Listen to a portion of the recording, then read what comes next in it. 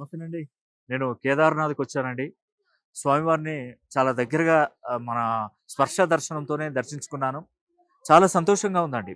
ఇక్కడ ఉన్నటువంటి చుట్టూ కొండలు, ఆ కొండలో ఉన్నటువంటి ప్రదేశాలు, మంచు కొండలు ఎంతో అద్భుతంగా ఉన్నాయండి. ఎంత చక్కగా ఉన్నాయో ఒక్కసారి చూడండి. ఆ కొండలు ఆహ్, ఎంత అద్భుతంగా అసలు నిజంగా స్వామివారిని దర్శించుకోవడం నా జన్మ జన్మల పుణ్యఫలం అండి. నిజంగా మళ్ళీ జన్మంటూ ఉంటే ఆ స్వామివారి సేవకునిగా జన్మించాలి. ఆ స్వామివారిని నేను కోరుకుంటున్నాను. ఆ స్వామివారి ప్రాంగణంలో ఉండి కోరుకుంటున్నాను.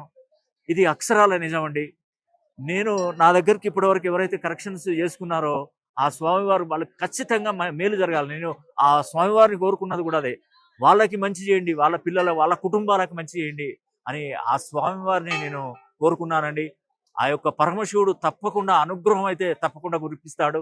నాకు నమ్మకం. ఎందుకంటే పురాణ శాస్త్రాలలో కూడా ఉంది ఏంటంటే, మన గురించి, మన కుటుంబం గురించి, మన పిల్లల గురించి కోరుకోకుండా ఎదుటి వాడి మేలు కోరుకుంటే మ వాళ్ళకి మేలు జరుగుతుంది. ఇటు మనకి మంచి జరుగుతుంది.